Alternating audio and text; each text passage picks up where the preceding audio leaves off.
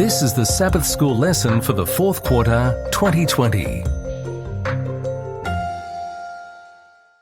Lesson 12 for December 12 to 18, Sabbath, Experiencing and Living the Character of God. Read by Dr. Percy Harrold. Sunday, December 13, Time to be Astonished. Have you ever wondered why God chose to give us two harmonious creation accounts in the first two chapters of Genesis? Genesis 1 recounts the creation week and the growing wonder of the earth as it is given form and then life, culminating in the creation of man and woman on the sixth day.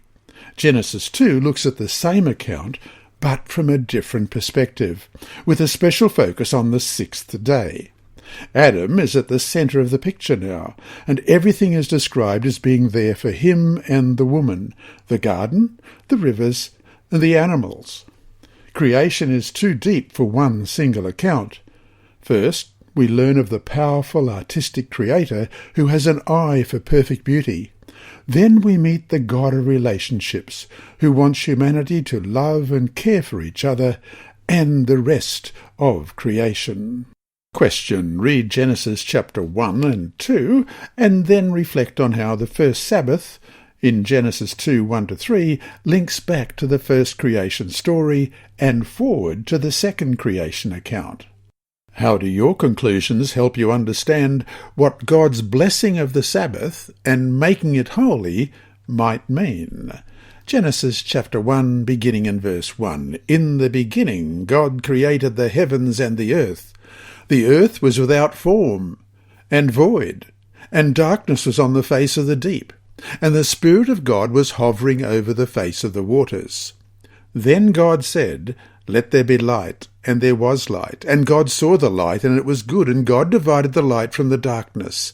God called the light day, and the darkness he called night.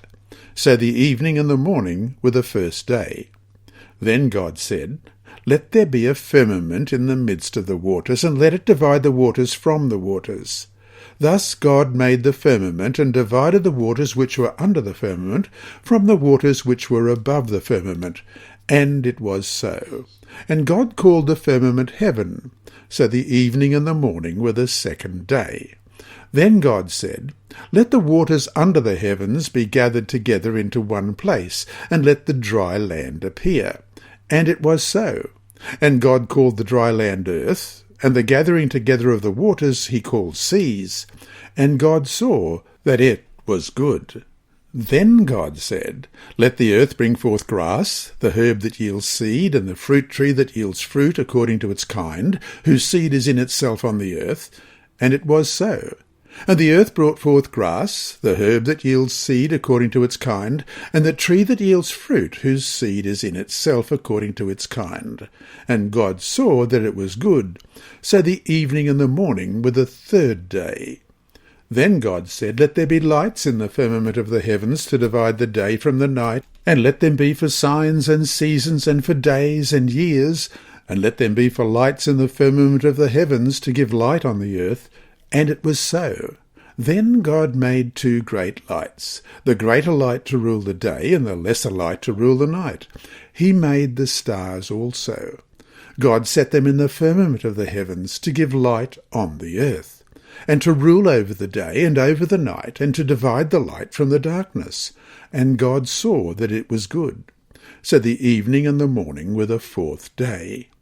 Then God said, Let the waters abound with an abundance of living creatures, and let birds fly above the earth across the face of the firmament of the heavens. So God created great sea creatures and every living thing that moves, with which the waters abounded, according to their kind, and every winged bird according to its kind. And God saw that it was good. And God blessed them, saying, Be fruitful and multiply, and fill the waters in the seas, and let birds multiply on the earth. So the evening and the morning were the fifth day. Then God said, Let the earth bring forth a living creature according to its kind, cattle and creeping thing, and beast of the earth, each according to its kind. And it was so. And God made the beast of the earth according to its kind, cattle according to its kind, and everything that creeps on the earth according to its kind. And God saw that It was good.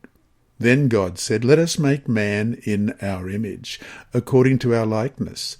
Let them have dominion over the fish of the sea, over the birds of the air, and over the cattle, over all the earth, and over every creeping thing that creeps on the earth. So God created man in his own image. In the image of God he created him. Male and female he created them. Then God blessed them, and God said to them, Be fruitful and multiply, fill the earth and subdue it, have dominion over the fish of the sea, over the birds of the air, and over every living thing that moves on the earth. And God said, See, I have given you every herb that yields seed, which is on the face of all the earth, and every tree whose fruit yields seed. To you it shall be for food. Also to every beast of the earth, to every bird of the air, and to everything that creeps on the earth, in which there is life, I have given every green herb for food. And it was so. Then God saw everything that he had made, and indeed it was very good. So the evening and the morning were the sixth day. And chapter 2. Thus the heavens and the earth and all the host of them were finished. And on the seventh day God ended his work which he had done, and he rested on the seventh day from all his work which he had done. Then God blessed the seventh day and sanctified it, because in it he rested from all his work which God had created and made.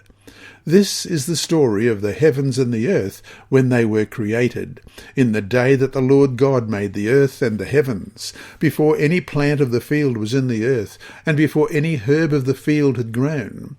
For the Lord God had not caused it to rain on the earth, and there was no man to till the ground. But a mist went up from the earth, and watered the whole face of the ground. And the Lord God formed a man of the dust of the ground, and breathed into his nostrils the breath of life, and man became a living being. The Lord God planted a garden eastward in Eden, and there he put the man whom he had formed. And out of the ground the Lord God made every tree grow that is pleasant to the sight, and good for food. The tree of life was also in the midst of the garden, and the tree of the knowledge of good and evil. Now a river went out of Eden to water the garden, and from there it parted and became 4 riverheads. The name of the first is Pishon. It is the one which skirts the whole land of Havilah, where there is gold. And the gold of that land is good. Bdellium and the onyx stone are there.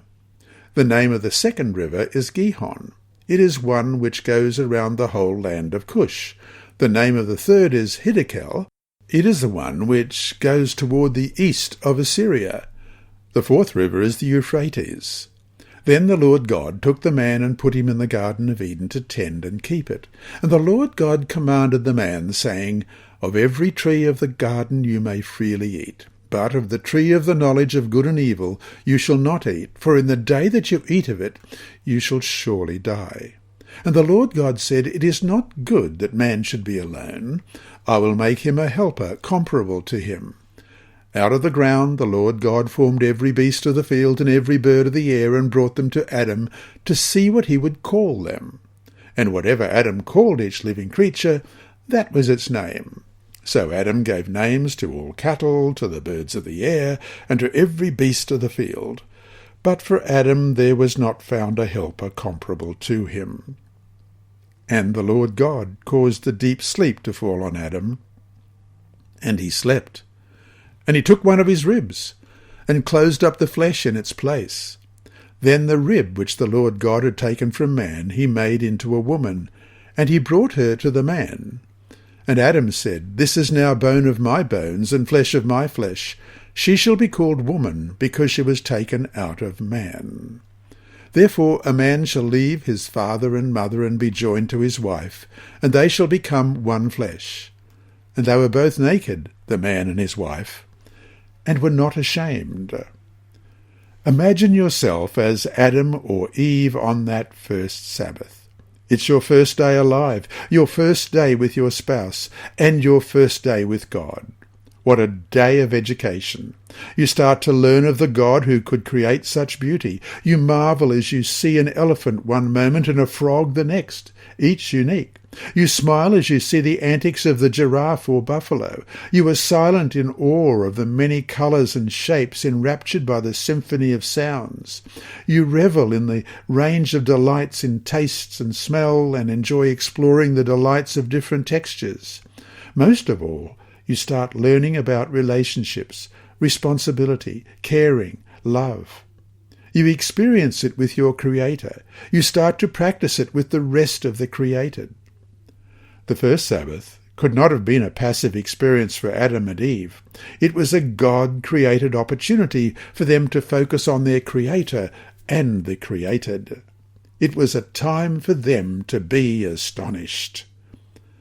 So to finish today, list the different educational opportunities that Adam and Eve had during that first Sabbath. Which of these opportunities would still be relevant today, even if in a different form? How can they enrich your Sabbaths? Hi there.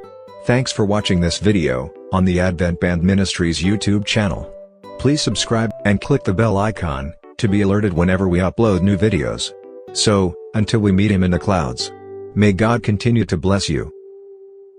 This lesson was read by Dr. Percy Harrold for Christian Services for the Blind and Hearing Impaired, Christian Record Services for the Blind, the Sabbath School Department, and Hope Channel. You can also listen on the official Sabbath School 4 app and the Apple iTunes app, Sabbath School with Percy Harrold. Remember, God is always faithful.